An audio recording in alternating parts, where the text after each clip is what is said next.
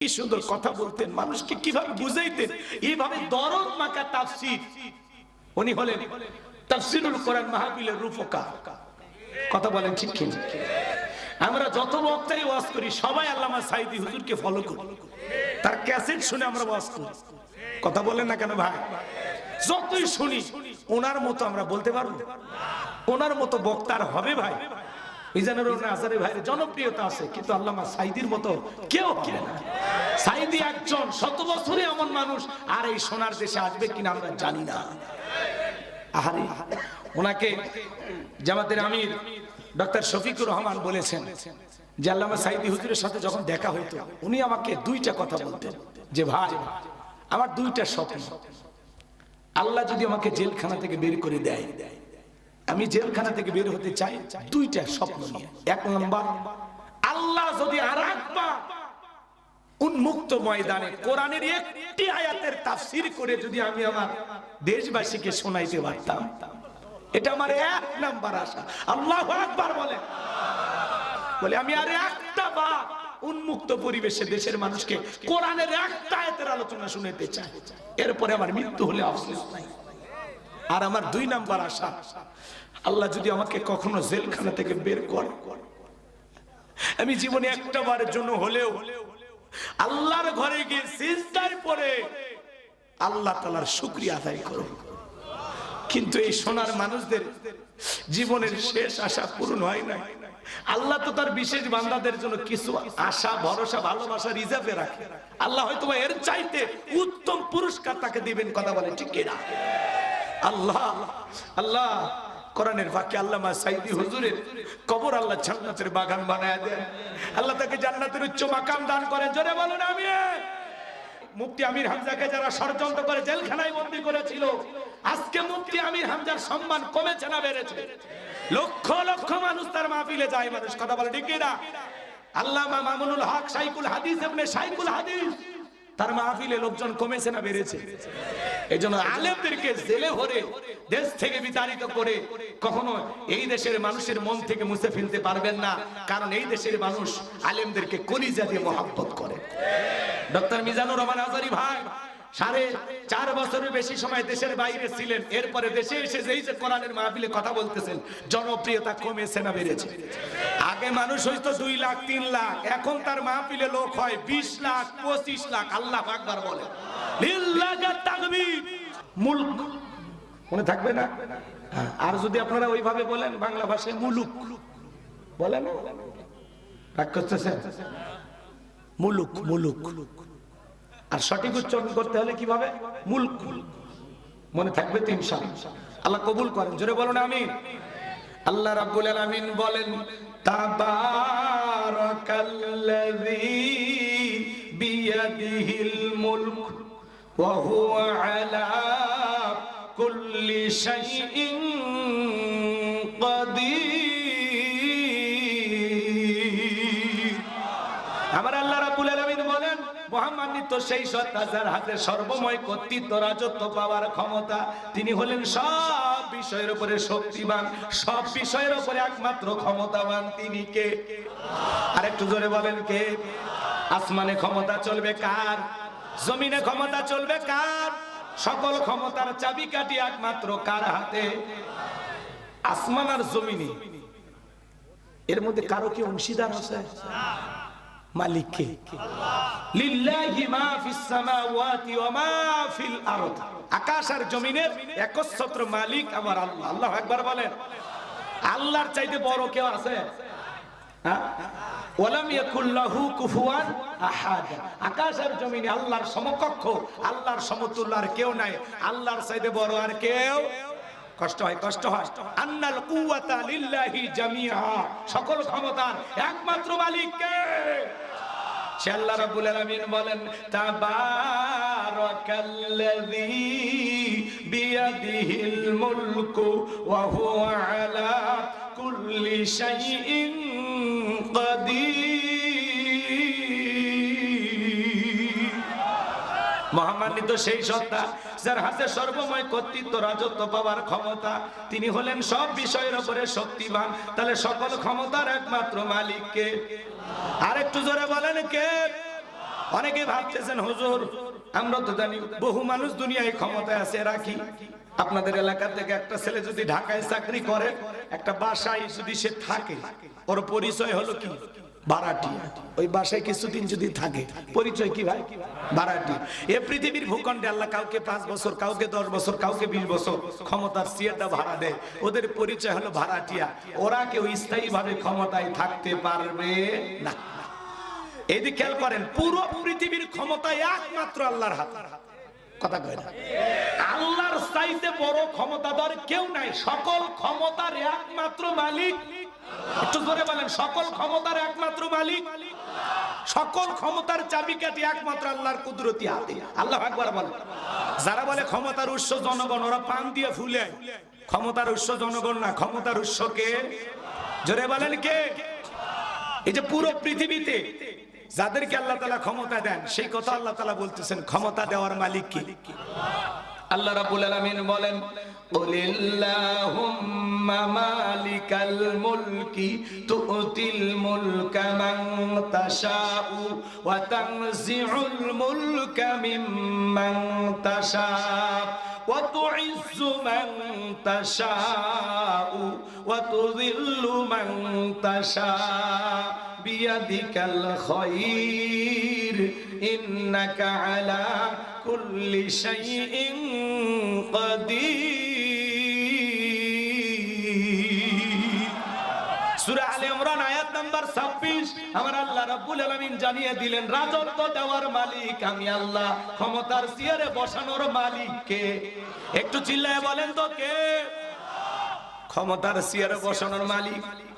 কে কাউরে ক্ষমতা দিলে যে সম্মান দেওয়া হলো এমনটা নয়। ক্ষমতার সম্মান দুইটা ভিন্ন জিনিস।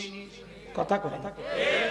এই পৃথিবীর জমিনে অনেক মানুষকে আল্লাহ ক্ষমতার চেয়ারে বসায়ও লাঞ্ছিত করেছেন।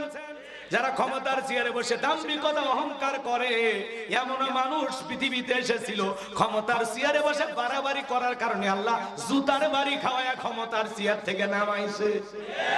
জুতার বাড়ি খাওয়ায় দুনিয়া থেকে বিদায় করেছে। শ্রীলঙ্কার দিকে তাকায় দেখলেন না? জনগণের সাথে জুলুম করার কারণে, অত্যাচার করার কারণে জনগণ নেতাকে বাগে পায়া কাপড় খুলে ক্ষমতার চেয়ার থেকে নামাইছে। ভাগ্যিস ভালো সেদিন হাফ প্যান্ট পরা ছিল। কথা কন না কে? এই জন্য ক্ষমতা এটা কার দেয়া নিয়ামত? জোরে বলেন।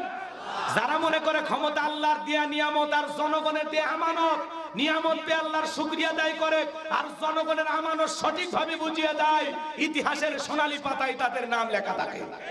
যারা ক্ষমতার চেয়ারে বসে আদল ইনসাফ প্রতিষ্ঠিত করে, ন্যায় বিচার কায়েম করে, মানুষের অধিকার প্রতিষ্ঠিত করে, আল্লাহর জমিনে আল্লাহর দ্বীনকে কায়েম করে, ইতিহাসের সোনালী পাতায় তাদের নাম লেখা থাকে। আর যারা ক্ষমতার চেয়ারে বসে জুলুম করে, অত্যাচার করে, ক্ষমতাকে বাগদাদার পৈতৃক সম্পত্তি মনে করে যা ইচ্ছা তাই করে, ওই সমস্ত রাজা বাদশাহ প্রধানমন্ত্রী সরকার, তাদের নাম ইতিহাসের কালো পাতায় লেখা থাকে। ঘৃণা নিয়ে মানুষ ওদের নাম উচ্চারণ করে। এমন নেতা আছে পৃথিবীতে, তার নাম শুনলে মানুষ থুথু দেয়। এই কথা কন, এরকম নাই? নাম বলার দরকার আছে কারো? এই জন্য ক্ষমতার চেয়ারে বসলে লাভ দেওয়া যাবে না। যত বেশি লাভ দিবা তত বেশি পড়ে যাবে। কথা কয় না? কথা কয় না? লাফালাফি করতে নাই। ক্ষমতা কার দেয়া নিয়ামত? কার দেয়া নিয়ামত? আল্লাহ স্পষ্ট বললেন, রাজত্ব দেওয়ার মালিক আমি আল্লাহ। ক্ষমতা দেওয়ার মালিক কে? ক্ষমতা কেড়ে নেওয়ার মালিক কে? ওয়াতুইজ্জু মান তাশা ওয়া তুযিল্লু মান তাশা, সম্মান দেওয়ার মালিক কে? লাঞ্ছিত করার মালিক কে? বিয়াদিকাল খায়র, সকল কল্যাণের চাবিকাঠি কার হাতে? ইন্নাকা আলা কুল্লি শাইইন কাদির। তিনি হলেন সব বিষয়ের উপরে শক্তিমান, তিনি হলেন একমাত্র ক্ষমতাবান। আল্লাহু আকবার বলেন। তাহলে কথা ক্লিয়ার না ভেজাল আছে বাজার? এই জন্য খুব মনোযোগ দিয়ে কথাগুলো শুনবেন, তাহলে সামনের দিকে যাব। রাগ করবেন না তো? অনেকে ক্ষমতায় বসে বড় বড় কথা বলতে আজকে নাই, আছে নাকি? আমার দেশেও এক শ্রেণীর মানুষ ছিল, বড় বড় কথা বলতো। আমরা বললাম ম্যাডাম পদত্যাগ করেন। আল্লাহ বলে কিসের পদত্যাগ? এরা যে অন্যায় অপরাধ করেছে, শুধু পদত্যাগ না, আমি আল্লাহ এদেরকে দেশ ত্যাগ করতে বাধ্য করবো। কথা বলেন ঠিক কিনা? ইন্না বাতশা রাব্বিকা লাশাদীদ, আল্লাহর পাকড়াও বড় কঠিন। আল্লাহ ধরে না, যেদিন ধরবে মামু বাড়ি দিল্লি গিয়ে পড়বে। কথা বলেন না কেন? 45 মিনিট সময় পাইছিল দেশ থেকে পালানোর জন্য। যারা ক্ষমতার চেয়ার হারিয়ে আজকে পাগল পারা হয়েছে, তাদের 1 নাম্বার অপরাধ ছিল তারা এদেশের আলেমদেরকে লাঞ্ছিত করেছিল, এদেশের সাধারণ মানুষের উপরে গুলি চালিয়েছিল, এদেশের নিরীহ মানুষদেরকে মিথ্যা মামলা হামলা দিয়ে অন্ধ মানুষকে পর্যন্ত মামলার আসামি বানিয়েছিল।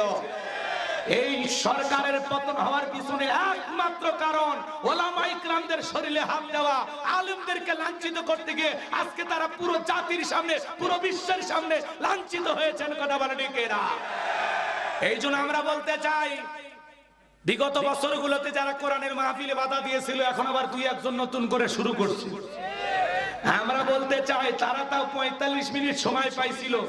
ভবিষ্যতে কেউ যদি রাজাকার খেলতে চায়, নতুন করে ওলামায়ে ইকরামদের শরীরে হাত দিতে চাই, আলেমদেরকে লাঞ্ছিত করতে চাই, মনে রাখবেন তাদেরকে যেরকম মানুষ ডাস্টবিনে নিক্ষেপ করেছে, আগামীতে যারা আলেমদের বিরোধিতা করবেন, এদেশের ওলামায়ে ইকরামদের লাঞ্ছিত করার ষড়যন্ত্র করবে, ওরা 45 সেকেন্ডও সময় পাবে না। কথা বলে ঠিক না? কষ্ট হচ্ছে আপনাদের? আলেমদের গায়ে হাত দিবেন না।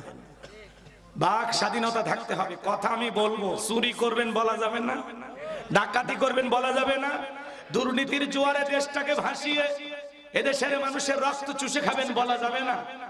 হ্যাঁ, মাস্তানি করেন, হ্যাঁ, কথা কন না কে? খুব বেশি কথা বলে। যারা বড় বড় কথা বলতো ওদের কাছ থেকে শিক্ষা নেন। ওদেরও চাপা কম ছিল না। বাবার দেশ পালাই না, যায়নি। মাঝে মাঝে কল রেকর্ড ফাঁস হয়। সেদিন একটা কল রেকর্ডে দেখলাম উনি কাঁদলো, আমার খুব কষ্ট হয়েছে।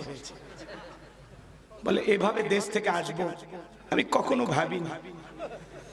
আমার এখন একটাই কষ্ট, আমি দেশ ছাড়া, ঘর ছাড়া। কথা কনা আপনি দেশ ছাড়া কেন হলেন? আপনি পদত্যাগ করে যদি জেলেও যাইতেন, তাও আপনার নেতা কর্মী আপনাকে বাহবা দিত, দেশের মানুষও শান্তি পাইতো। কয়েক বছর পর ফুলের মালা দিয়ে আবার জেলখানা থেকে বের করত। আপনি তো ভুল করলেন। আমাদের ঈশ্বর চাচাকে বলা হয় স্বৈরাচার শাসক। ঈশ্বর চাচা ক্ষমতা থেকে পদত্যাগ করে জেলে গেছে, দেশ ছাড়েনি। বাপের বেটা দেশ নেত্রী বেগম খালেদা জিয়া জেল খাটছে, অসুস্থ হয়ে দেশে পড়েছিল, দেশ ছাড়েনি। বাপের বেটি কাতারের আমি রাজকীয় বিমান পাঠাইছে, সেই বিমানে বিদেশে গেছে। সম্মান কারে বলে? আর আপনি কি মিস করলেন? এভাবে একাই গেলেন। কথা কন না কেন? আবার বলে আমি দেশের কাছে এসে চট করে ঢুকবো। আমরাও বলি মেয়ে মানুষ কতদিন বাইরে থাকবেন, কি হয় না হয়, আসেন এই দেশে আসেন, আমরাই দেখে রাখবো। বউ আইবা তুমি আইবা গো, সেই দিন আইসা বুবু ক্ষমতা পাইবা না। বউ আইবা তুমি আইবা গো, সেই দিন আইসা বুবু ক্ষমতা পাইবা না। খোঁজ নাই বহু কাদের কাকার, অবস্থা খারাপ করবে সে বাবার, হাও না গেলা কোন সামনে আসে না। নেহাতা করবি সব জেলের ভিতর, আমি আসি ডরের ওপর, কখন জানি আসে গ্রেফতারি পরোয়ানা। বউ আইবা তুমি আইবা গো, সেই দিন আইসা বুবু চিয়ার পাইবা না। ক্ষমতার চেয়ার থেকে নামা সহজ, ওই চেয়ারে ওঠা কঠিন। আর আগামীতে আমরা সিদ্ধান্ত নেব, আর যাই হোক কোন নারীকে এই দেশের প্রধানমন্ত্রী বানাবো না। আগামীতে বাংলাদেশের পুরুষ প্রধানমন্ত্রী চাই, যেই দলেরই হোক। কারা কারা হাত তুলে দেখান? লিল্লাহে তাকবীর। নারীদের দেখার দিন। এই বেটা ওইভাবে বললে মনে করে হুজুর ওই করবে, বলার দরকার নাই। ওটা অন্তরে গেঁথে যাবে সময় মতো। বসেন বসেন বসেন বসেন। জি জি, ভয় নাই। চাচা তো সেই দেখতেছি। আল্লাহ এটা জিকির করেন, লা ইলাহা ইল্লাল্লাহ, জোরে লা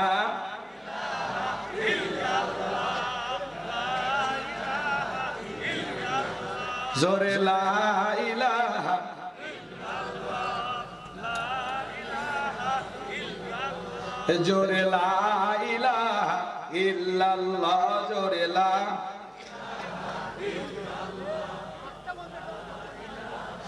ইল্লাল্লাহ, জোরে লা ইলাহা কার হুকুমে ভাদ্র মাসে গাছে পাকে তাল, তেঁতুলেতে টকের ফসল, মরিচেতে ঝাল। লা ইলাহা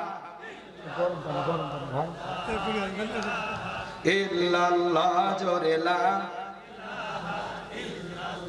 জোরে লা ইলাহা, জোরে লা ইলাহা ইল্লাল্লাহ, জোরে লা, লা ইলাহা ইল্লাল্লাহ, জোরে লা ইলাহা ইল্লাল্লাহ, জোরে লা ইলাহা, জোরে লা ইলাহা, লা ইলাহা ইল্লাল্লাহু মুহাম্মাদুর রাসূলুল্লাহ সাল্লাল্লাহু আলাইহি ওয়াসাল্লাম। কি কষ্ট পাচ্ছেন আপনারা? কিভাবে চলবি না দোয়া করব? কেবল তো শুরু করতেছি, আলোচনা শুরুই হয়নি এখন। রাগ করতেছেন আমার ভাইয়েরা? আমার আল্লাহ রাব্বুল আলামিন বলেন, তাবারাকাল্লাযী বিয়াদিহিল মুলকু ওয়া হুয়া আলা কুল্লি শাইইন কাদির। মহামান্বিত সেই সত্তা যার হাতে সর্বময় কর্তৃত্ব, রাজত্ব পাওয়ার ক্ষমতা, তিনি হলেন সব বিষয়ের উপরে ক্ষমতাবান। বলেন আল্লাহু আকবার। তাহলে আমি যে কথা বলতে যাচ্ছিলাম বাজান, পুরো পৃথিবীর ক্ষমতার একমাত্র মালিক কে? এই পৃথিবীর ভূখণ্ডে আল্লাহ পাক 4 জন মানুষকে পুরো পৃথিবীর ক্ষমতা দিয়েছিলেন। জোরে বলেন কয়জন? 4 জন মানুষকে আল্লাহ পুরো পৃথিবীর রাজত্ব পাওয়ার ক্ষমতা দিয়েছিলেন। পুরো পৃথিবীর ক্ষমতা দূরের কথা, ছোটখাটো পাতির নেতার গরম এলাকায় থাকা যায় না। কথা বলেন না কেন? কথায় কথা বলে আমার চিনিস আছে না নাই? এখন কিন্তু না, আগে ছিল। আবার যদি নতুন করে ওইরকম গ্রুপ জন্ম নেয়, ওদের শিক্ষা নেওয়া উচিত, অবস্থা কিন্তু ভালো হবে না। রাগ করতেছেন মনে হয় আপনারা? আর কোন পাতি নেতার জন্ম বাংলাদেশে হোক আমরা চাই না। শোনেন, বিশ্বনবীর জামান একটা পাতি নেতার আগমন হয়েছিল, ওর নাম ছিল মহাবীর আমর। রাগ করবেন না, 2 মিনিটে ঘটনাটা বলে সামনের দিকে যাবো বাজান। এই মক্কার মহাবীর আমার বিশ্ব নবী হিজরত করে মদিনায় চলে গেছেন। নবী আমার মক্কার কাফেরদেরকে নিয়ে কোনো মাথা ব্যথা নাই, কোনো টেনশন নাই। কিন্তু এই মহাবীর আমর এরা চিন্তা ভাবনা করতেছে, না জানি ভাতিজা মুহাম্মদ মদিনায় যা কি করতেছে, টেনশনে এদের ঘুম আসে না। এই জন্য মক্কার মহাবীর আমর প্রতিমার সামনে দ্বারা শপথ গ্রহণ করে বলল, যতক্ষণ আব্দুল্লাহর বটা মুহাম্মদ সাল্লাল্লাহু আলাইহি সাল্লামের দেহ থেকে কাল্লাটা না ফেলায় দিতে পারবো, ততক্ষণ পর্যন্ত আমি এক ফোঁটা পানিও পান করব না। জোরে কর নাউযুবিল্লাহ। মন দিয়ে কথাগুলো শুনবেন বাজান। নবীর যে দেহ থেকে কাল্লাটা ফেলাইতে চায়, আমার নবীকে আর পাকাতানে মই দিছে, আর বাড়িতে চুরি করতে গেছে। আমাদের নবীর কি কোনো অপরাধ আছে? নবী কালেমার দাওয়াত দেয়, কোরআনের প্রচার প্রসার করে, এটাই হলো অপরাধ। এটাই জালেমদের কাছে সহ্য হয় না। কথা বলেন ঠিক কি না? আমার ভাইয়ের, আমি যে কথা বলতে চাই গভীর মনোযোগ দিয়ে শুনবেন। নবীর মাথা নেওয়ার ঘোষণা করে শপথ গ্রহণ করে যখন মদিনার পথে রওনা করলো, আল্লাহ তাআলা তার হাবিবের কানে এই খবরটা পৌঁছায় দিলেন, নবী গো, মক্কার মহাবীর আমর আপনার মাথা নেওয়ার ঘোষণা করে রওনা করেছে। নবী আমার টেনশনে পড়ে গেল, কি করা যায়, কি করা যায়। হযরত ওসমানকে ডেকে বলেন, আমার সাহাবী ওসমান, বলো তো, মক্কার মহাবীর আমর আমার মাথা নেওয়ার ঘোষণা করে রওনা করেছে, তোমরাই বলো কি করা যায়। হযরত ওসমান ডেকে বলেন, নবী আপনি আল্লাহর এত বড় পয়গাম্বার, আল্লাহ তাআলার কাছে দোয়া করেন, ওই মক্কার মহাবীর আমর আপনার চেহারা দেখার আগে আল্লাহ যেন জমিন থেকে ওরে বিদায় করে দেয়, ওর হাত পা প্যারালাইজ করে দেয়। নবী আমার এই কথা শুনে হাত তুলে দোয়া করা শুরু করলেন। আল্লাহ ওই মক্কার মহাবীর আমর আমার কাছে পৌঁছার আগে হাত পা এতটুকু শুধু বলেছেন, আল্লাহ আসমান থেকে বলে, জিবরাইল আর করিস না দেরি, আমার বন্ধু নবী মুহাম্মদকে জানায় দাও তাড়াতাড়ি। আমি আল্লাহ পাক শুধু 2 হাত দোয়া করার জন্য দেই নাই, মাঝে মাঝে জালেম আর বেঈমানদেরকে সাইজ করার জন্য ওই 2 হাতে লাঠিও তুলে নেওয়া লাগবে। বলেন আল্লাহু আকবার। জিবরাইল এসে বলে, নবী দোয়া কবুল হবে না, হাত নামান। রাগ করতেছেন আপনারা? সব জায়গায় কি দোয়া দিয়ে কাজ হয়? অনেকে দেখবেন দোয়া করে আর দড়ি পাকায়, মুনাজাত করে আর দড়ি পাকায়। আপনাদের বোঝেন না, আগেকার দাদা চাচারা কিন্তু এরকম দড়ি পাকাইতো। ওইটা কি দিয়ে? ঢেরা দিয়ে। আমাদের এলাকায় কয় বেললে, তাই না? গাইবান্ধাই বলে বেললে। এই দড়ি পাকায়, এরকম দড়ি পাকায়। অনেকে মুনাজাত করে দড়ি পাকায়, আছে না? আবার এক গ্রুপ আছে পিসার মাসে, মুনাজাত করে আর কি করে, পেশাব। আর যারা খুব বেশি চালাক এরা চুপচাপ হাতে এইভাবে তোলে, কথা কয় না। আর যারা এই সেনার ওপরও যারা আবার সেনা বেশি, ওরা হাতে তোলে না, চুপ চুপ। হুজুর যখন বলে আমিন তখন বলে আমিন। হুজুর আজকের মুনাজাত সেই হয়েছে, ও কিন্তু দোয়া ধরেনি, কথা কন আছে না ভাই, আছে না? তো মনে করেন এই গ্রামের বলবো না, না অন্য গ্রামে যাই, আপনারা আবার রাগ করবেন না তো? এটা হলো উদাহরণ, কথা বোঝানোর জন্য একটা কি উদাহরণ, এক্সাম্পল, রাগ করবেন না তো। মনে করেন এই ধাওয়াজ গ্রামের প্রতিদিন চুরি হচ্ছে, গরু ছাগল চুরি হয়, টাকা পয়সা চুরি হয়, এমনকি সুন্দরী বউটাও চুরি হয়। চোরের অত্যাচারে এই গ্রামে থাকা যাচ্ছে না। তো একজন 10 কেজি জিলেপি নন্দীগ্রাম বাজার থেকে নিয়ে এই ধাওয়াজ আসছে, আসে ইমাম পেশার নামাজ পড়ে দিয়ে করছে, হুজুর না 10 কেজি জিলেপি দিলাম, একটু দোয়া করে দেন, আল্লাহ যে গজব দিছে, চোরের অত্যাচারে এলাকায় থাকা খুব কঠিন হয়ে গেছে, আল্লাহর কাছে দোয়া করেন, আল্লাহ জান চোরের হাত থেকে গ্রামের মানুষকে হেফাজত করে, কথা কন না কেমন?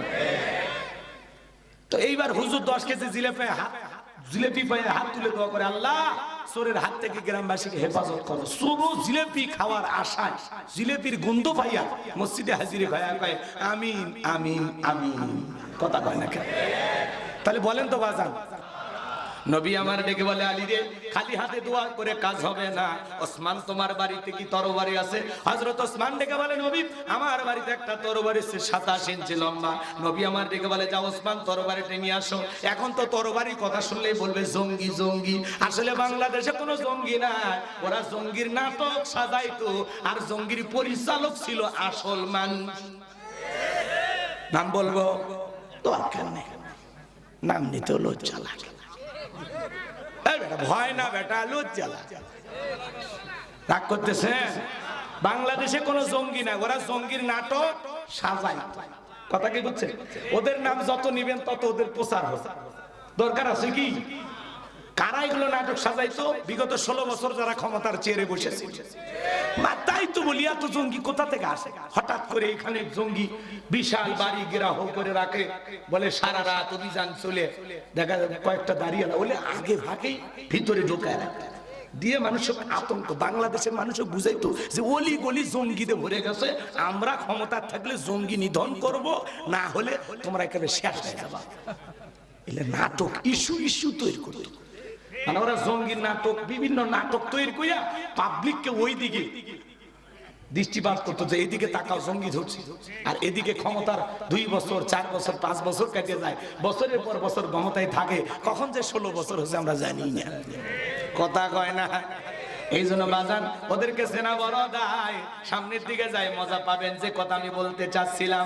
এইবার হযরত ওসমান তরবারি এনে দিলেন, নবী আমার হযরত আলীর হাতে তরবারি ধরায় দিলেন। হযরত আলী তরবারি পায়ে মারছে দৌড়, দৌড়াইতে দৌড়াইতে আমরের মুখোমুখি হয়ে গেছে যখন, এইবার আমর ডেকে বলে কি রে পিচ্চি আলী, তুই কেন আমার সামনে? হযরত আলী বলতেছে পিচ্চি নাকি পরে বুঝাইতেছি, বলেন আল্লাহু আকবার, আর একটু জোরে বলেন আল্লাহু আকবার। এইবার শুনেন ভাইরা আমার, আলী হযরত আলী তরবারি দিয়ে দাগ টানতেছেন, দাগ টানা বোঝেন, একটা দোয়া পড়ে দাগ টানতেছেন। এই দোয়াটা পড়ে বাড়ির চতুর্দিকে ফু দিতে পারলে বড় বড় দুর্ঘটনার হাত থেকে আল্লাহ আপনার পরিবারকে হেফাজত করবেন, বলুন আল্লাহু আকবার। কি সেই দোয়াটা শুনবেন? হযরত আলী দোয়া পড়তেছেন আর দাগ টানতেছেন, দাগ টানা বোঝেন না বগুড়ার মানুষ? এইবার দাগটা টানার পরে তরবারিটা উঁচু করে বলতেছে, এই মক্কার কাফের বেটা আমর, তোর যদি সাহস থাকে দাগটা পার হয়ে দেখা, এ আয় আয়, খেলা হবে, আয়। আল্লাহু আকবার বলেন। বাড়িতে ঢুকছে চোর, বাড়িওয়ালা ল্যাংরা 2 পাই না, কিছু না হোক যদি এই বাড়ির লোকটা আওয়াজ দিতে পারে কণ্ঠ দিয়ে, চোর থাকবি না, ভাগে দৌড় মারবি, একটা আওয়াজে অনেক কিছু ঘটে, কথা বলে ঠিক কি না? সম্মানিত ভাইয়েরা আমার, মন খারাপ করবেন না বাজান, আমি যে কথা বলতে চাচ্ছিলাম, ওই যে কথা আছে ছোট মরিচের ঝাল বেশি। হযরত আলী বলতেছে বাপের বেটা হয়ে থাকলে দাগটা পার হয়ে নবীজির কাল্লা নিতে যায়, আয়। আল্লাহু আকবার বলেন। হযরত আলী আর আমর বাজা ভাব, পুরো ঘটনাটাই শুনবেন, আগ্রহ আছে? কারা কারা শুনবেন একটু হাত তোলেন তো বাজান, লিল্লাহি তাকবীর। হাত নামান, একটু অপেক্ষা করেন। আমি যে কথা বলতে চাচ্ছিলাম বাজান, পুরো পৃথিবীর ক্ষমতা আল্লাহ কয়জনকে দিয়েছিলেন? জোরে বলেন কয়জন? 4টা আঙ্গুল তুলে বলেন তো কয়জন? আর জোরে, এই জোরে বলেন না, একটু মিছিল করার অভ্যাস করেন, সামনে মিছিল করা লাগবে। গলায় ধার দিয়ে রেডি থাকেন। রাগ করতেছে আমার ভাইয়েরা, গভীর মনোযোগ দিয়ে শুনে যান বাজান। আমি গুনাহগার যে কথা বলতে চাচ্ছিলাম, পুরো পৃথিবীর ক্ষমতা আল্লাহ 4 জনকে দিয়েছিলেন, এর মধ্যে 2 জন ঈমানদার, সুবহানাল্লাহ বলেন। একজনের নাম হলো নবী সুলাইমান।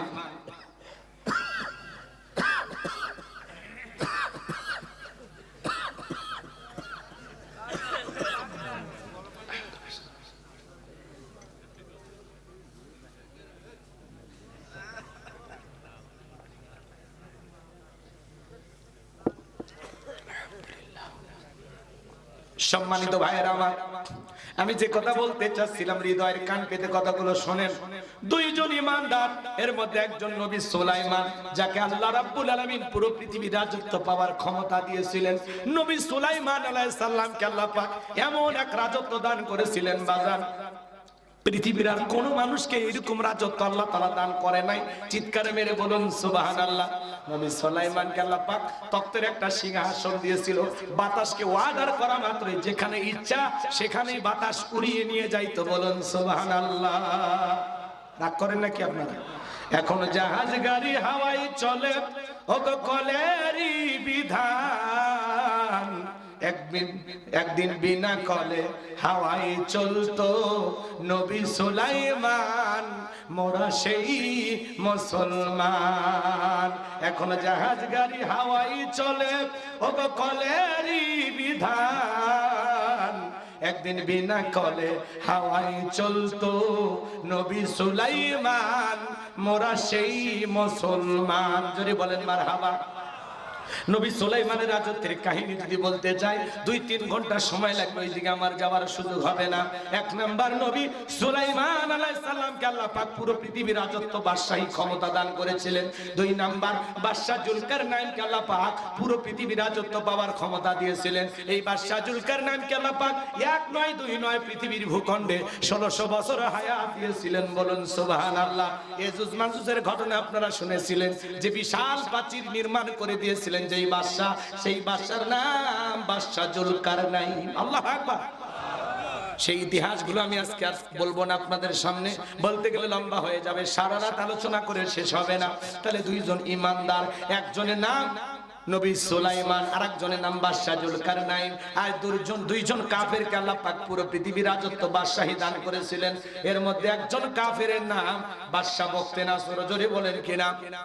বাদশা বখতেনাসর, আল্লাহ পাক তাকে এমন একটি জামানায় পাঠিয়েছিলেন যেই জামানার পয়গম্বর ছিল নবী দানিয়েল আলাইহিস সালাম। আল্লাহর পয়গম্বর নবী দানিয়েল আলাইহিস সালাম তার কওমের মানুষদেরকে সুন্দর করে দাওয়াত দিয়ে বলেন, ইয়া বানি ইসরাঈল আযকুরু নি'মাতি আল্লাতী আন'আমতু আলাইকুম ওয়া আন্নী ফাদ্দালতুকুম আলাল আলামিন। আল্লাহ নবী দানিয়েল আলাইহিস সালাম ডেকে বলে, ও বনি ইসরাঈলের উম্মতেরা, তোমাদের বাপ দাদা কৃতদাস ছিল, মানুষের বাড়িতে গোলামি করত, মানুষের বাড়িতে চাকরের কাজ করত। সেই গোলামির জিন্দেগি থেকে আল্লাহ পাক তোমাদেরকে মুক্ত করেছেন, স্বাধীন করেছেন। বিদায় দাম্ভিকতা করো না, অহংকার করো না, গাছের পূজা করো না, মাছের পূজা করো না, চন্দ্রের পূজা করো না, একমাত্র আল্লাহর ইবাদত করো। আল্লাহর পয়গম্বর দানিয়েল আলাইহিস সালাম সুন্দর করে তার দাওয়াত দেয়, দিনে দাওয়াত দেয়, রাতে দাওয়াত দেয়, সকালে দাওয়াত দেয়, সন্ধ্যায় দাওয়াত দেয়। কোন মতেই তারা দাওয়াত গ্রহণ করলো না। আল্লাহর নবী দানিয়েল আলাইহিস সালামের দাওয়াত তারা ঘৃণা করে প্রত্যাখ্যান করলো।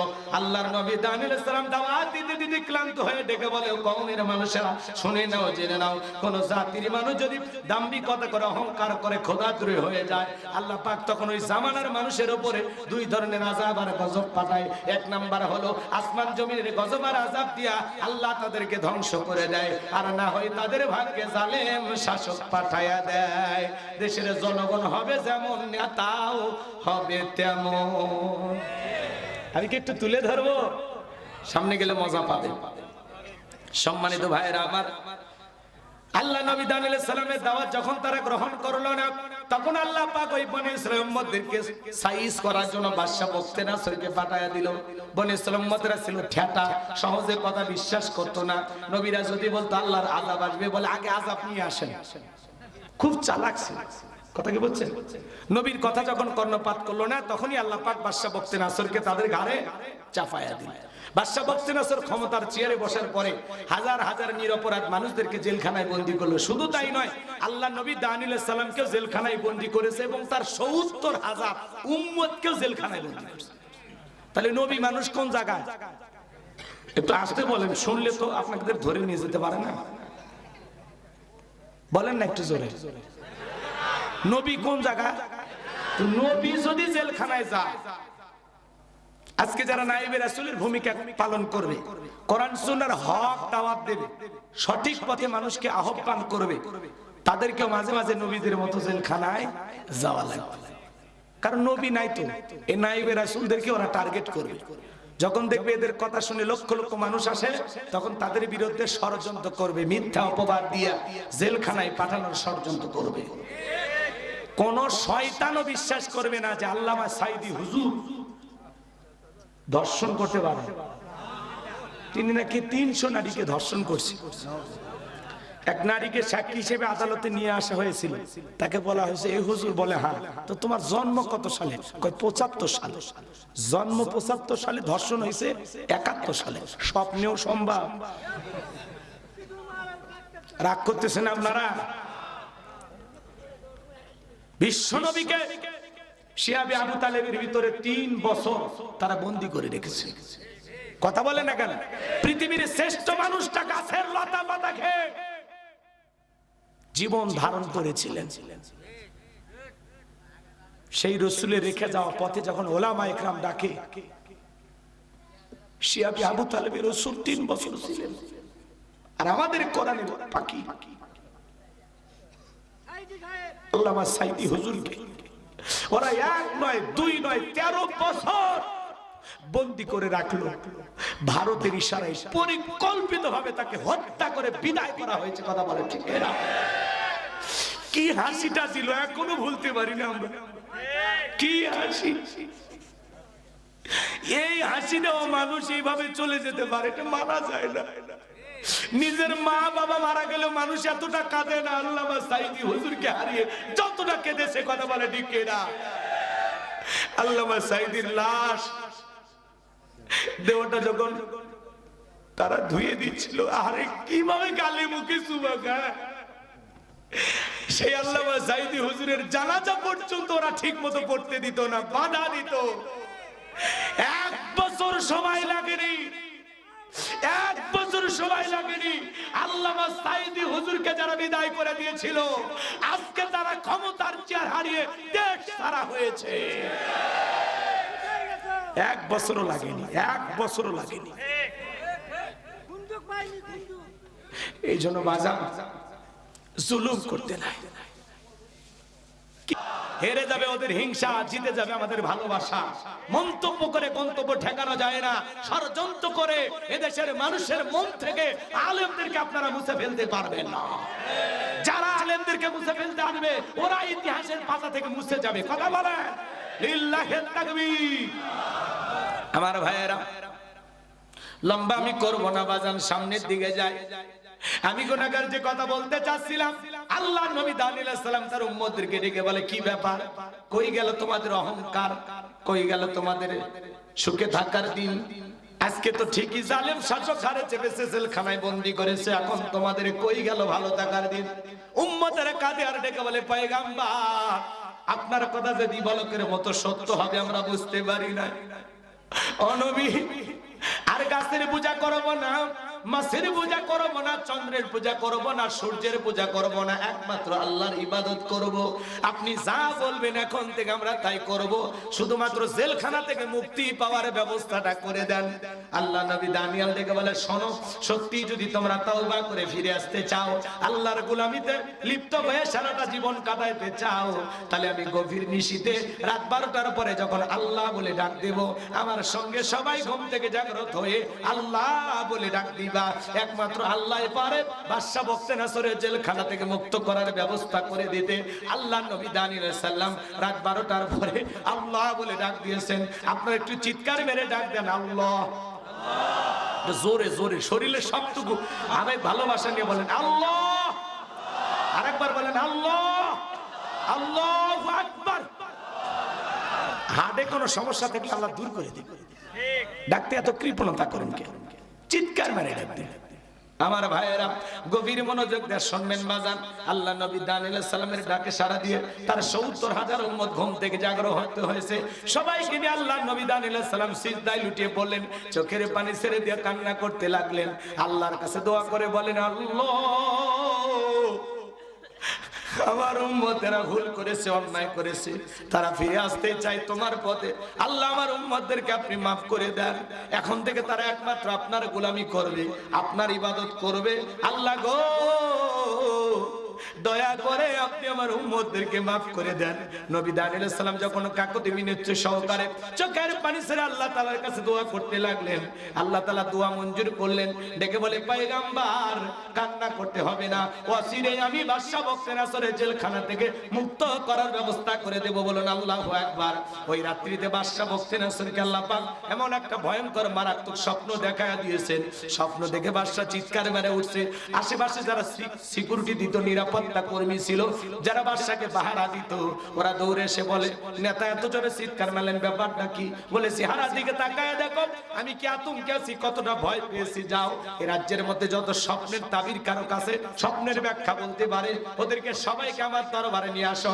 পরের দিন সকালবেলা হাজার হাজার লোক যখন বাদশার দরবারে উপস্থিত হয়েছে, বাদশা বখতিয়ার যখন স্বপ্নের কথাগুলো বলতে যাবেন, ওই সময় আল্লাহ তাআলা সমস্ত স্বপ্নের কথাগুলো নিয়ে যায় আল্লাহ নবী দানিয়েল আলাইহিস সালামের মাথার মেমোরিতে সেভ করে দিলেন। বলেন সুবহানাল্লাহ। এইবার বাদশা যখন স্বপ্নের কথা বলতে যায়, গতকাল রাত্রে কি যেন স্বপ্ন দেখলাম আর বলতে পারে না, স্বপ্নের কথা ভুলিয়ে দিলেন তিনি কে? আল্লাহ। এবার দিদা 12টা বাজছে, আবার আসবে।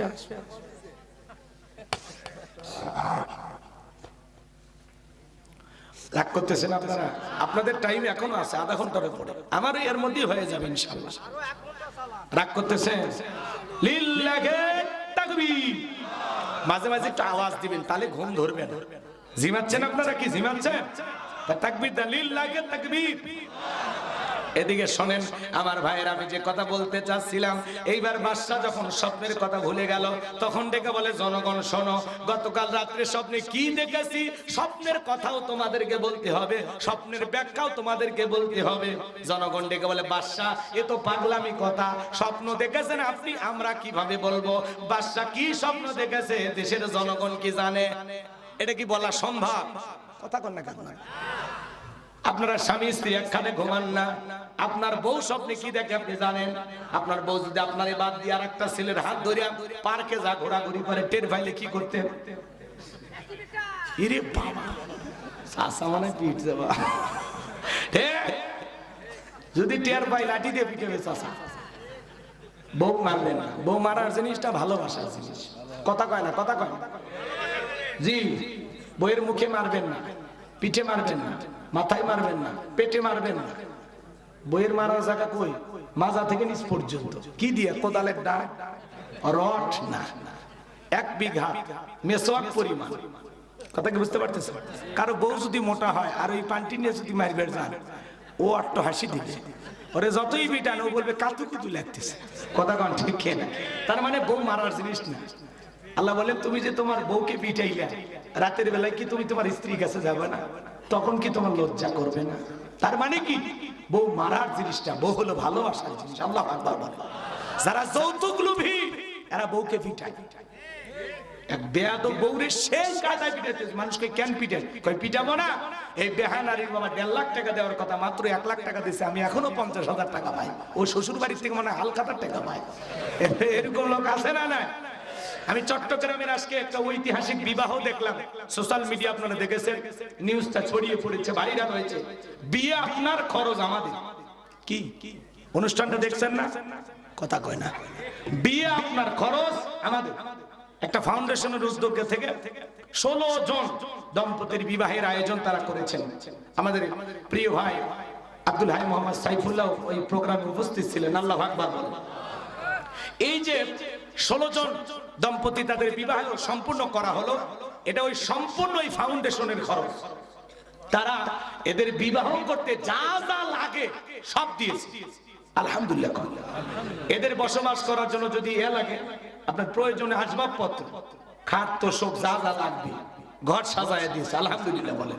শুধু তাই নয়, কক্সবাজারে বিবাহ করার পরে বউ কিনে যেন হানিমুন করতে পারে তার প্যাকেজও তারা দিয়েছে, আলহামদুলিল্লাহ বলেন। তাদের স্লোগান হলো, তারা কোন উদ্দেশ্যে বিবাহ দিয়েছে, যে বিয়ে আপনার খরচ আমাদের, বিয়ে আপনার খরচ আমাদের। তারা চাচ্ছেন যে সমাজে অনেক মানুষ আছে বিবাহ করতে পারে না খরচের অভাবে, আমরা একটু খরচের সহযোগিতা করলাম, তারা বিবাহ করলো। এই সুযোগে তারা চাচ্ছে যে ছেলেরা যাদের বিবাহ দিয়েছে তারা যেন মেয়ে পক্ষের কাছ থেকে কোনো যৌতুক দাবি না করতে পারে। যৌতুক হালাল না হারাম? জোরে বলেন না। তারা চাচ্ছে যে যৌতুক যে হারাম, এটা যে সমাজের একটা ব্যাধি, এই কারণে অনেক ফ্যামিলির বিবাহ হচ্ছে না। এই জন্য আমরা এই প্রথাটাকে বিলুপ্তি করতে চাই। সমাজে যেন আওয়াজ ওঠে, যৌতুক নেব না, যৌতুক দেব না। কথা বলে ঠিক কিনা? হে যুবক, একটা মা বাবা 16 বছর 18 বছর লালন পালন করে তার মেয়েটাকে তোমার হাতে তুলে দিচ্ছে, কলিজা ছিঁড়ে দিচ্ছে। বিবাহের দিনে বাবার মুখে হাসি নাই, কারণ যৌতুকের কারণে। মেয়ের বিয়েও দিচ্ছে, উল্টো 1.5 লাখ টাকা যৌতুক দেওয়া লাগতেছে, ওই বাবার মুখে কেমনে হাসি থাকে? কথা বলেন না। এই জন্য খবরদার, যৌতুক নিকৃষ্ট হালাল, এটা নেবেন না। কথা কয় নাকি আপনারা? কেন যৌতুক নিতে হবে? যারা যৌতুক নিয়ে বিয়ে করে এরা ছোট লোক। খবরদার, যৌতুক নিয়ে ছেলে মেয়ের বিবাহ দিবেন না। আবার তারা একটা বিষয় বলতেছেন যে কাবিন, মহারানা ছেলে পেলে জানো, এটাও আবার যেন জোর জবরদস্তি না হয় যে মেয়েকে এত টাকা কাবিন দিতেই হবে। এটা জোর জবরদস্তি কেন? ছেলে তার সামর্থ্য অনুযায়ী, সাধ্য অনুযায়ী মেয়েকে মহারানা দিয়ে তার ঘরে তুলবে। কথা বলে ঠিক কিনা? এটাতেও জোর জবরদস্তি করা যাবে না। এটা হলো তাদের প্ল্যান। আলহামদুলিল্লাহ, শুনে ভালো লেগেছে।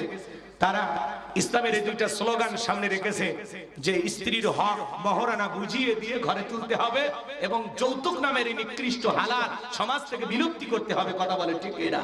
যৌতুকের কারণে অনেক পরিবারে মেয়েটা যুবতী হয়েছে, মা বাবা বিবাহ দিতে পারে না, মানুষের কাছে হাত পাতায় যে 500 টাকা 1000 টাকা দেন, মেয়েটা আমার যুবতী হয়েছে, বিবাহ দিতে পারতেছি না, জামাই বাড়িতে পাঠাবো।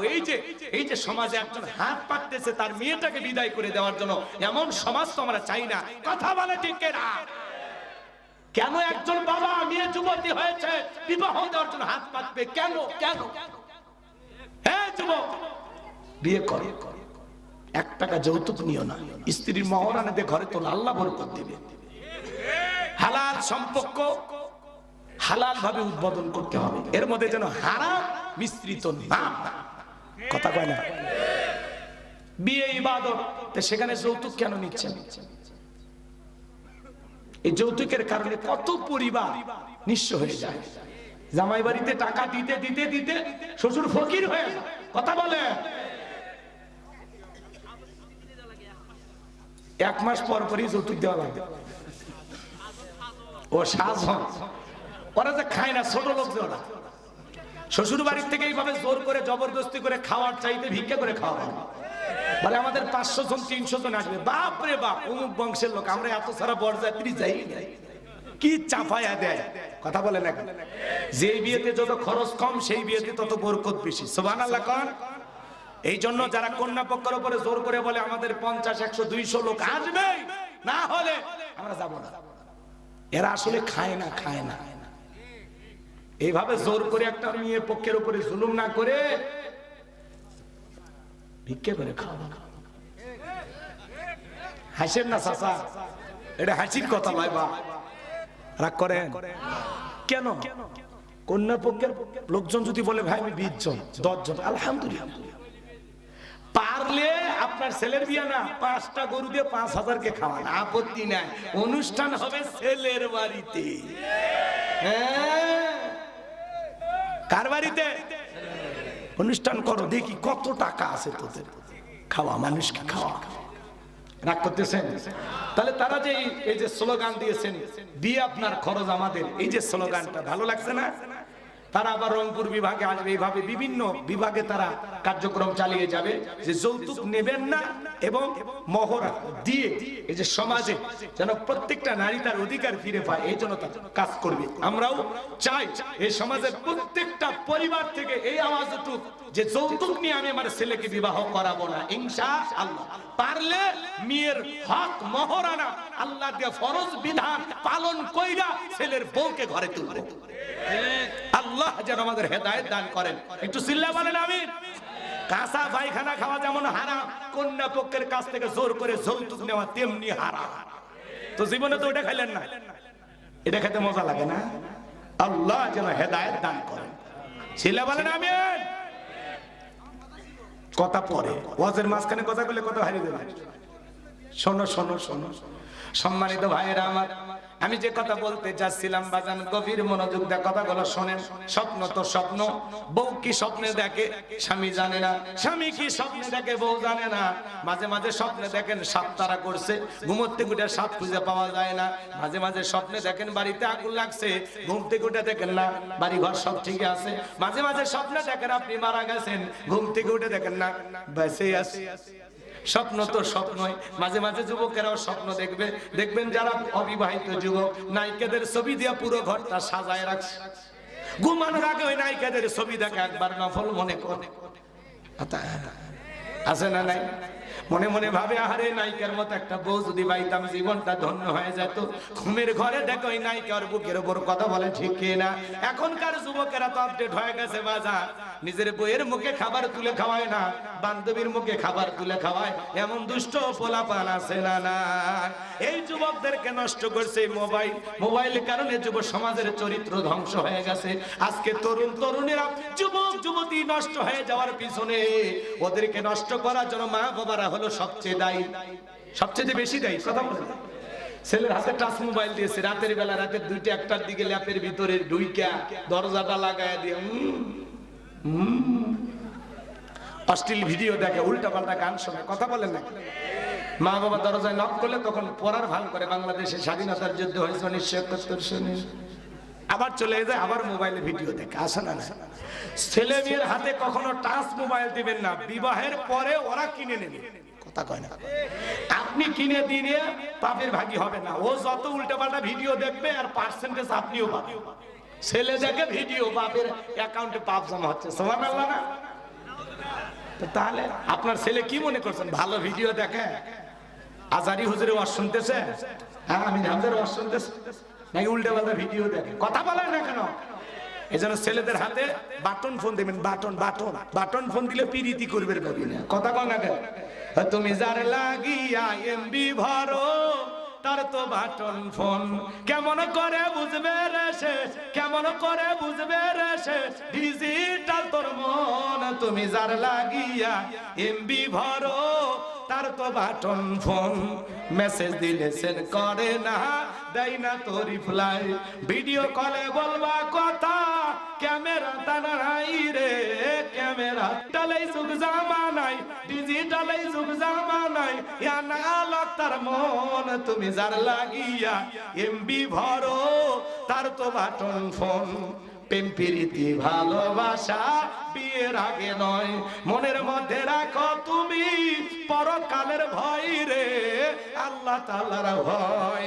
তবে তুমি মুক্তি পাবা, তবে তুমি মুক্তি পাবা দোজখের আগুন। তুমি যার লাগিয়া এমবি ভরো তার তো বাটন ফোন। বুঝলেন না? মুরব্বী চাচারা বুঝছেন এমবি কি? ওটা খায় না, পরে না, গলায় মাকে। ছেলেদেরকে বলেন এমবি কি? কি রাগ করছেন আপনারা? যুবক, বিয়ের আগে কোন প্রেম প্রীতি অবৈধ সম্পর্ক করা যাবে? বিয়ের আগে কোন ধরনের প্রেম প্রীতি ভালোবাসা করা যাবে? আজকে 20 বছর বয়স হয়নি ছেলে বাড়িতে এসে আব্বা উত্তর পার লাকিকে আমি কথা দিয়েছি, রাজি দেখলে 1 চাপুর না হলে 2 চাপুর। পিতামাতা রাজি হয় না, পালিয়ে যা বিয়ে করে, আর 3 মাস পরে ওর ভালোবাসা আল্লাহ ভেঙে ফেলে যায়। মনে রাখবা, পিতামাতার অবাধ্য হয়ে যারা পিতামাতার মনে কষ্ট দিয়ে ব্যথা দিয়ে বিয়ে করবা, এরা জীবনে কোনোদিন সুখী হতে পারবে না। মা বাবার দোয়া আছে যেখানে, ভাগ্য খুলবে সেখানে, মুরব্বীদের দোয়া আছে যেখানে, বরকত আছে সেখানে। কোন কোন যুবক বিয়ে করনি হাত তুলে বলো, মা বাবার পছন্দের মেয়েকে বিবাহ করো। কোন কোন যুবক বিয়ে করেন? হাত তোলা, হাত তোলা। সবাই বিয়ে করছে, এ জালা আসলে বিয়ে করছে। কে রে ভাই, তুমি বিয়ে করছো? এই ছেলে বিয়ে করছো, তুমি বিয়ে করছো তোমরা? তা হাত তোলো না, হাত তোলা, হাত তোলা। হ্যাঁ, পিতা মাতা যেখানে বিয়ে দিবে বড় হলে সে জায়গায় বিয়ে করবা না? তো তাহলে হাত তোলো না। ঠিক আছে, বাতি যে ভালো হয় বাবা, তোর যে সুন্দর চেহারা, বা কি যে হবি বড় হলে। রাগ করতেছেন মনে হয় আপনারা। সামনের দিকে যাই ভাইয়েরা আমার, গভীর মনোযোগ দিয়ে শুনবেন। এজন্য পিতা মাতার মনে কষ্ট দিয়ে অবাধ্য হয়ে যারা বিয়ে করে, এরা জীবনে কখনো সুখী হতে পারে না। মা বাবার দোয়া নিবা, কখনো মা বাবার মনে কষ্ট দিবা না রে জীব। তোমাদের পায়ে হাতে অনুরোধ করে বলে যায়, আজকের কথাটা তোমরা মনে রাখবা। সামনের দিকে যায় আর মেয়েদের ছলনার ফাঁদে পা দিবা না। ওরা ছেলেদের ভালোবাসে না, ওরা ছেলেদের মন নিয়ে ব্যবসা বাণিজ্য করে। যে যত দামি গিফট দেয় তারে তত বেশি ভালোবাসে। ওরা আসলে ছেলেদের ভালোবাসে না, ওরা এখন ভালোবাসার নামে দোকান খুলছে। কথা বোঝা গেল? একটা মেয়ে বালিশে নিতে 7টা সিম কার্ড ক্লাস 6 এ পড়ে। হেসেন না, বাস্তব কথা। সিমে আবার লেখছে BTS মামুন, মানে আপনারা এলে প্রত্যেকটা সিমে ইংরেজির একটা করে অক্ষর লিখে রাখছে। একটু বুঝবেন না। মেয়েকে জিজ্ঞাসা করলে এগুলো কি, এস কে, টি কে, এগুলো কি? তখন বলছে এগুলো অ্যাঙ্গেলে নাম লেখা আছে। কি? এস তে সুমন, টি তে টিটু, এম তে মামুন, বি তে বাদল। সকাল থেকে বাদল কল দেয়, কল ঢোকে না। সন্ধ্যার পরে কল রিসিভ হয়েছে। তখন বলতেছে হ্যাঁ, বাড়িতে মা বাবা ছিল ওই জন্য কল দিতে পারিনি। এদিকে যে আরো 6 জনক সময় দিছে, এর সিরিয়াল যে 7 নাম্বার, এই মফিজ জানে না। এটা হলো এখন দুনিয়া ভাই, হাসেন না। এক একটা ছেলে যে কয়টা প্রেমিকা ওই নিজেও। একজনের জিজ্ঞাসা কি ভাতিজা দিন কাল, কয় হুজুর মেলা। কি করতে মেলা মানে? কয় হ্যাঁ, হিসাব করতে পারবেন না, ডায়েরি শেষ হয়ে যাবে। এরকম দুষ্ট পোলাপান। আগে দাখিল আলী পরীক্ষা দিছে, প্রেম ভালোবাসা আমরা বুঝি নাই। আর এখন ক্লাস 5 এর ছাত্র কয় ওইটা আমার। কি জামানা এসে বলছে। আল্লাহ আমাদের হেদায়েত দান করেন। একটু জোরে বলেন না আমিন। কথা মনে হয় ভুলে গেছেন। এইবার বাদশা বক্তে নাসর ডেকে বলে, স্বপ্নে কি দেখেছি বলতে হবে, স্বপ্নের ব্যাখ্যাও বলতে হবে। জনগণ ডেকে বলে, বাদশা স্বপ্নের কথা আপনি বলবেন, আমরা স্বপ্নের ব্যাখ্যা বলবো, কিন্তু আপনি কি স্বপ্ন দেখেছেন এটা তো আমাদের পক্ষে বলা সম্ভব নয়। বাদশা বক্তে নাসর ডেকে বলে, কেন, তোমরা নাকি গায়েব জানো? বলেন তো বাজান, আল্লাহ ছাড়া দুনিয়ার কোনো মানুষ কি গায়েব জানে? গায়েবের ইলমে কার কাছে? আমাদের সমাজে কিছু ভণ্ড পীরের আবির্ভাব ঘটে, ওরা বলে আমরা গায়েব জানি। যেই সাহেব বলবে আমি গায়েব জানি, ওরে নিয়ে যাবেন একটা অন্ধকার রুমে, আচ্ছা তারে পিটাইয়া বলবেন গায়েবী মা দিলাম, কারো কাছে বলবি না, বললে ধ্বংস হয়ে যাবি। যে বলবে আমি গায়েব জানি, ওর কি 1 নাম্বার ঔষধ কি? মা। সেই পিটন পিটবেন, কারণ আল্লাহ ছাড়া দুনিয়ার কেউ গায়েব জানে। ঠিক আছে তো? এখানে আরো কিছু ঘটনা বলা যায়, ওই দিকে আর আমি যাবো না বাজান। ভণ্ডপীর কাছে যাবেন না, ভণ্ডপীর যেখানে আমরা নাই সেখানে চলেন আমি সামনের দিকে যাই। আমি যে কথা বলতে চাচ্ছিলাম, বাদশা এবার ডেকে বলে, শোনো 7 দিনের আলটিমেটাম দিলাম, 7 দিনের মধ্যে স্বপ্নে কি দেখেছি সেই কথা বলতে হবে, স্বপ্নের ব্যাখ্যাও বলতে হবে। জনগণ ডেকে বলে, বাদশা 7 দিন কেন, 7 বছর সময় দিলেও আপনি স্বপ্নে কি দেখেছেন এইটা আমাদের পক্ষে বলা সম্ভব নয়। লম্বা ইতিহাস, লম্বা ঘটনা আমি সংক্ষিপ্ত করে বলে দিয়ে যাই। জেলার জেলখানা দিয়ে করতেছি। আল্লাহ নবী দানিয়েল ডেকে বলে, জেলা দেখে মনে হয় টেনশনে আছো? বলে হ্যাঁ। সমস্ত ঘটনা খুলে বললো। এইবার নবী দানিয়েল ডেকে বলে, তোমার বাদশা স্বপ্নে কি দেখেছে আর স্বপ্নের ব্যাখ্যা কি হবে দুইটাই আমার জানা আছে। জেলার দৌড়ে চলে গেল বাদশার কাছে, যায় বলে আপনার টেনশনের ঔষধ পাওয়া গেছে। জেলখানা একটা কয়াদি আছে যে আপনার স্বপ্নের কথাও বলতে পারবে, স্বপ্নের ব্যাখ্যাও বলতে পারবে। বাদশা বক্তে নাসর ডেকে বলে, বাজান কই? বাজানকে আমার কাছে নিয়ে আসো। খেলার নাম বাবাজি। দৌড়ে জেলার যায় বলে, বাদশা তোমার ডেকেছে।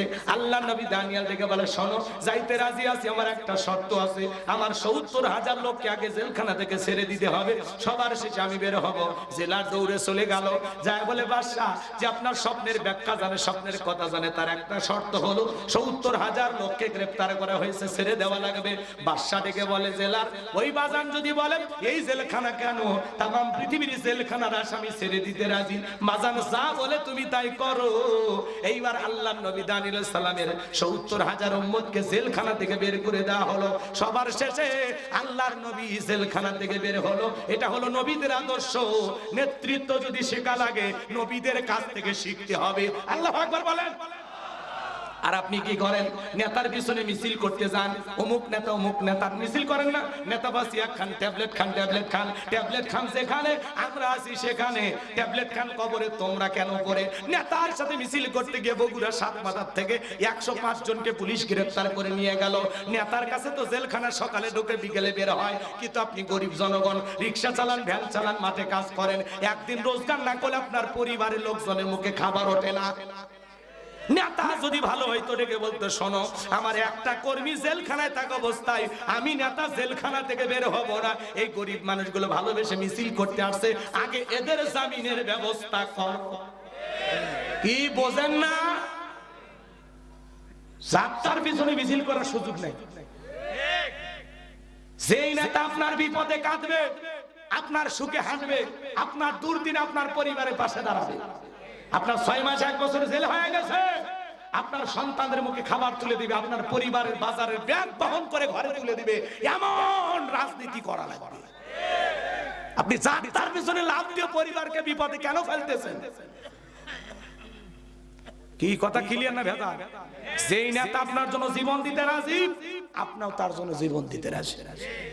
কিন্তু যে নেতা আপনাকে ব্যবহার করে, সুযোগ সন্ধানী, ওদের পিছনে স্লোগান দেওয়া বন্ধ করে।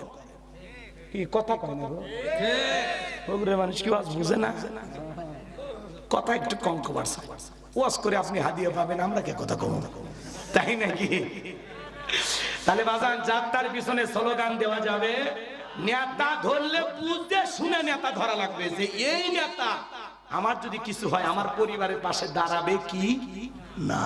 সিটার বাচ্চা মুজ দেখে আর ঘুরি দেখে নেতা বানালে হবে না। কথা কম। যাত্রার পিছনে স্লোগান দেবেন, বল্টু ভাইয়ের চরিত্র ফুলের মতো পবিত্র, নামাজ পড়া একত্ব, গাঁজা খাই ৫ ওয়াক্ত, ঘুম চুরিতে পাকা ভক্ত, শয়তান ১ নাম্বার ভক্ত, হুজুরদের জন্য খুবই শক্তি, চুষে খাই গরিবের রক্ত।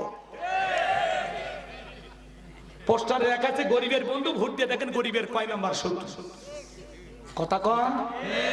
সেবা করার সুযোগ দিন। সেবার নামে প্যাকনীতি করে, রাজনীতি করে, খালি বগুড়ার বাড়ি না ঢাকা পর্যন্ত বাড়ি, এমন নেতা আছে বিদেশেও বাড়ি, টাকা কি জিব্রাইল দেয়? হ্যাঁ, এত টাকা ভাই কই? 11 লক্ষ কোটি টাকা দুর্নীতি করে বিদেশে পাচার করছে, 93 বিলিয়ন ডলার ঋণ করে বাংলাদেশের মানুষকে ডুবাইয়া গেছে। একটা দেশের প্রধানমন্ত্রী থেকে শুরু করে এমপি মন্ত্রী, আমলা কামলা, নায়ক গায়ক, শিক্ষক কোন, ডাক্তার কোন, আর দাস দাসী বলেন, আর পিয়ন বলেন, আর মসজিদের ইমাম বলেন, সব পালিয়ে গেছে। পৃথিবীর ইতিহাসে এমন পতন কেউ দেখেনি। 5-10 কোটি টাকা দামের গাড়িগুলো গ্যারেজে পড়ে আছে, এমপি মন্ত্রী নাই। হাজার হাজার বিঘা জমি জোর করে দখল করছিল, জমি পড়ে আছে, নেতা নাই, কুকুর ঘুরিচ্ছে। কি কথা কয়? রাগ করতেছেন আপনারা? সে এমপি মন্ত্রী বড় বড় কথা বলতে ওরা আছে। মন্ত্রীরা সব কোথায় গেল, এমপিরা সব কোথায় গেল, কোথায় কাদের কাকা? ওদের সারা দেশটা এখন লাগে ফাঁকা ফাঁকা। পালাবো না, প্রয়োজনে ফখরুল সাহেবের বাসায় উঠবো। কি ফখরুল সাহেব জায়গা দিবেন না? কথা বলতো না, মুখ ভেল হয়ে বলতো, খেলা হবে। তোমার যে শরীর চলে না, কি খেলবে? কথা কন না গা করতেছেন। পালাবো না পালাবো না বলতো কাদের কাকা, ওদের সারা দেশটা এখন লাগে ফাঁকা ফাঁকা। আইন মন্ত্রী আটকে গেল আইনেরই ফাঁকে, দাড়ি সারা দরবেশটারে ভণ্ড ভণ্ড লাগে। কি বলবো? শুনেছি ভাই কত নেতা নেত্রী খাইতেছে ভাই ডান্ডা, বিচারপতি কালামানিকের ফাটিয়েছে নাকি আন্ডা। এটা আমার খবর না, মিডিয়ার খবর। এই বিচারপতি শামসুদ্দিন মানিক আল্লামা সাইদি হুজুরকে মৃত্যুদণ্ডের রায় দিয়েছিল। আমরা বলতে চাই ওই একই ট্রাইব্যুনালে বিচারপতি মানিককেও মৃত্যুদণ্ডের রায় দিতে হবে। 116 জন আলিমের তালিকা করে দুদকের কাছে জমা দিয়েছিল। আমার রোল নাম্বার ছিল 23, সিরিয়াল আমার নাম্বার কত? আপনারা চেনেন না? ওরা ঠিকই ছিল। রাগ করতেছে? যারা আলেমদের তালিকা করেছিল বিনা তালিকায় কলার পাতায় শুয়ে থাকে। আল্লাহর খেলা, এর নাম কার খেলা? জোরে বলেন। পলকের ঝলক গেল, পলকের ঝলক গেল, থামিয়ে নেটের চাকা, ওদের সারা দেশটা এখন লাগে ফাঁকা ফাঁকা। কোথায় গেল সংসদেতে মমতাজের গান, কোথায় গেল হযরত বলা স্বামী ওসমান। 70 রাকাত তাহাজ্জুদ পড়তো, 41 সাল পর্যন্ত টিকে থাকার স্বপ্ন দেখেছিল, কিন্তু 5 আগস্ট 2024 সালে ভাগ্যে কি আছে আল্লাহর ওলিরা জানতো না। কি বলেন না কেন? মাইক বলে বলতো খেলা হবে, খেলা হবে। আজকে পুরো বাংলাদেশের মাঠ করে আছে, কিন্তু ওই খেলোয়াড়রা না, ওরা তো খেলোয়াড় ছিল না, পাক্কা দুর্নীতিবাজ ছিল। দেশটাকে লুটে ফুটে খায়া এই দেশ শেষ করে ভাই দিয়েছে। ভাই এই দেশে তার কিচ্ছু না, খালি মাটি পড়ে আছে। ইউনূস সাহেব কোন মতে দেশের হাল ধরে আছে। ওই যে বিপদে পড়লে যেরকম মানুষ দোয়া পড়ে, লা ইলাহা ইল্লা আনতা সুবহানাকা ইন্নী কুনতু মিনাজ জালিমিন, দোয়া ইউনূস পড়ে। তো বাংলাদেশ বিপদে পড়েছে, ইউনূস এসে হাল ধরছে। তাছাড়া আর কে ধরবে? মুরব্বী মানুষ, পৃথিবীর অনেক দেশ সম্মান করে, এজন্য এখনো টিকে আছে। কথা কন, সামনে একটা সুন্দর নির্বাচন দিয়ে চলে যাবে, ওনার দোষ দিয়ে লাভ আছে? অনেকে বলতেছে হ্যাঁ ইউনূস সাহেব কি করতেছে, কি করতেছে, এই সে হ্যান ত্যান। এ বেটা, আজ থেকে কয়েক মাস আগে তো কথা বলারও সাহস ছিল না। ইউনূস সাহেব কি করবে? 16 বছরের দুর্নীতি, রন্ধে রন্ধে দুর্নীতি, বাজারে সিন্ডিকেট, যেখানে সিন্ডিকেট, এতই দ্রুত দ্রব্য মূল্যের সব কমাই বা নিয়ন্ত্রণ করবে, অত সহজ? এখন ওদের লোক আছে, বুঝি ইউনূস সাহেবের দোষ দেয়। কি দোষ? এক ছেলে বিয়ে করে বাসর ঘরে বউ নিয়ে ঢুকছে, বউ বলতেছে সোনা তুমি একটু থাকো, আমি বাইরে থেকে আসছি। এই সুযোগ ওই বাড়ির সবচেয়ে বুড়ি মানুষ ঢুকছে, তার মানে দাদি, ছেলের কে দাদি, ঢুকে বলতেছে নাতি বউ কি করবা না করবা জানি না, আমার একটা পুতি চাই। কি চাই? পুতি। এরপরে কিছুক্ষণ পরে শাশুড়ি এসে বলতেছে বৌমা কি করবা না করবা জানি না, তবে আমার একটা নাতি চাই। নতুন বউ মুচকি মুচকি হাসে, আর কি বলবি, উত্তর দেওয়া তো আগে আছে, চলে যায়। এইবার ননদের এসে বলতেছে ভাবি কি করবেন না করবেন জানি না, আমার কিন্তু একটা ভাতিজা চাই। বউ খালি মুচকি মুচকি হাসে, চলে গেছে। স্বামী কিছুক্ষণ পর বাড়ি থেকে এসে বলে বউ হ্যাঁ জীবনে কি দিবা না দিবা জানি না, আমার কিন্তু একটা ফুটফুটে তোমার মতো রাজকন্যার মতো একটা মেয়ে চাই। তখন বলতেছে তোমাদের বংশের লোকজন কি পাগল? কেন? না তোমরা মানে পাগলের বংশ। তোমার দাদি এসে বলে পুতি চাই, তোমার মা এসে বলে নাতি চাই, তোমার বোন এসে বলে ভাতিজা চাই, তুমি এসে বাচ্চা চাইতেছো। আমি কি বাড়ি থেকে রেডিমেড বাচ্চা ভ্যানিটি ব্যাগে নিয়ে আসছি যে চাইলে আর হাতের মধ্যে ধরাইয়া দিলাম? বাচ্চা হইতে তো 10 মাস 10 দিন সময় লাগবে। কথা বলে ডেকে না। ইউনূস সাহেব এই 3 মাস 4 মাস 6 মাস ক্ষমতা নিয়েছে, এর মধ্যেই রিকশাওয়ালার আন্দোলন, আনসারের আন্দোলন, অমুসলিমের আন্দোলন, পাহাড়ি আদিবাসী যারা এদেরও আন্দোলন। কারে ঠেকাবে রে ভাই? এত বছর তোদের আন্দোলন ছিল কোথায়? কথা বল না, সব দাবি নিয়ে মাঠে নামছে। এখন বাইরে হয়েছে গেলে আফসোস দিক আর দাবি, এটাই দিতে হবে ওটাই দিতে হবে। এর আগতে এই কথা বলার শক্তি ছিল না। কথা বলেন না কেন আপনারা? ঠিক আছে না? ইউনূস সাহেবের লাফালাফি করে লাভ নাই, যে কোনো জিনিস সময় দিতে হয়। উনি যদি পারে দেশ চালাবে কিছুদিন, না পারলে নির্বাচন দিয়ে আস্তে করে সরে যাবে। আপনার মাথা ব্যথা করা লাগবে না। ইউনূস সাহেব যদি ব্যর্থ হয় পুরো দেশের মানুষ ব্যর্থ হবে। আর আমরা ইউনূস সাহেবকে বলতে চাই আপনি যেমন তেমন ভাবে ক্ষমতার চেয়ারে বসেন নাই, এদেশের হাজার হাজার মানুষের রক্তের উপরে দাঁড়িয়ে আপনি ক্ষমতার চেয়ারে বসেছেন। বিদায় মাজার সোজা করে দাঁড়ান, আপনার গায়ে ফুলের টোকা দেওয়ার মতো সাহস বাংলার কারো নাই। আপনি সোজা হয়ে থাকেন, আমরা আসি। কথা কয় না? ওনারে ব্যর্থ হতে দেয়া যাবে। ভেজাল হচ্ছে আমার কথা। আর আপনি বলতেছেন বাজারে আগুন। বাজারে আগুন 16 বছর ধরে লাগছে, উনি এই কয়েকদিনে নিভাবে কেমনে? হ্যাঁ ই হয়েছে ওই হয়েছে, বাজারে সবজির দাম বেড়ে গেছে, দ্রব্যমূল্যের বাজারে আগুন। উনি কি সবজি চাষ করে যে বাজারে এসে বিক্রি করবে ফেরি করে? রাগ করবেন না আমার ভাইয়েরা, চলেন সামনের দিকে যাই। এইবার সমস্ত আসামিদেরকে ছেড়ে দেওয়া হলো। আল্লাহ নবী দানিয়েল আলাইহিস সালাম সবার শেষে জেলখানা থেকে বের হয়ে গেল, বাদশার দরবারে প্রবেশ করবে। প্রবেশের নিয়ম হলো যত মানুষ প্রবেশ করে মাথা নত করে প্রবেশ করে। আল্লাহ নবী দানিয়েল আলাইহিস সালাম কোন জালেমের কাছে কি মাথা নত করার সুযোগ আছে? জোরে বলেন, আল্লাহ ছাড়া এই মাথা কারো কাছে নত করা যাবে না। ইয়্যাকা না'বুদু ওয়া ইয়্যাকা নাস্তাঈন, তোমার ইবাদত করি, তোমার গোলামি করি, তোমার দাসত্ব করি। যদি জীবনে কোনো কিছু চাওয়া লাগে, চাইতে হবে কার কাছে? আমরা ইবাদত করি, তোমার সাহায্য তাই তোমার কাছে। কথা বলেন ঠিক কিনা? আল্লাহ নবী দানিয়েল সাল্লাম দেহটাকে আঁটোসাঁটো করে, মাথাটাকে কৌশল করে উঁচু করে রেখে দরবারে প্রবেশ করলেন। বাদশা বক্তে নাসর ডেকে বলে, বাবা, যত মানুষ আমার দরবারে ঢোকে সবাই মাথা নত করে, তুমি কেন মাথা নত করলা না? আল্লাহ নবী দানিয়েল ডেকে বলে, বাদশা, আপনার স্বপ্নের কথা যে আমার মাথার মেমোরিতে সেভ করে দিয়েছে, তার কথা বলা দুনিয়ায় তাকে ছাড়া আর কারো কাছে মাথা নত করা যাবে না। যদি মাথা নত করতাম, আপনার মতো স্বপ্নের